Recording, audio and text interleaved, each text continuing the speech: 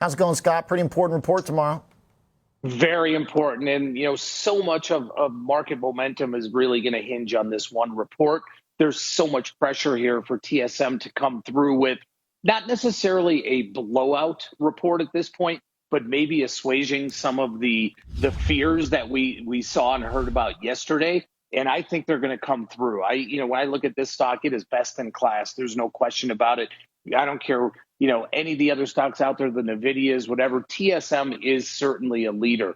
I think they're going to absolutely come out with excellent guidance. Maybe they give a little bit of caution here, but I really think they're going to ease the fears that we saw and heard about yesterday. So with that, I'm looking for all, blowout new record highs here. And I am Ooh, buying a call spread. I am just buying a simple call spread for next week. I'm going to give it a little time, not this week, but for next week.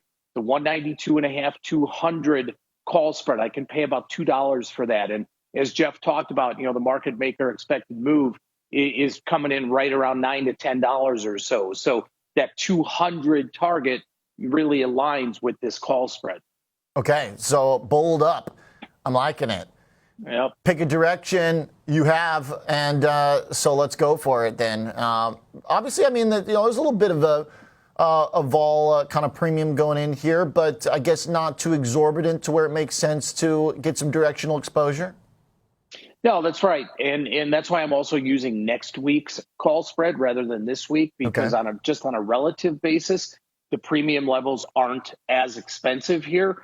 But if we get a big move here, the premium or the implied volatility is not really going to matter. Listen, if I'm wrong, I know what I can lose. I can lose my $2 here, but I am really, looking at their charts, looking at the fundamentals. If it wasn't for yesterday, boy, I'd probably be targeting even higher in this stock. But I do think that, there is a little moderation to take into consideration because of yesterday. But I am really liking what I see here with TSM. Okay. So if you're looking at next week to own the call, why not then maybe go to like this week's to sell the other one and put like that calendar element? How come you're also selling the further out of the money on the same date?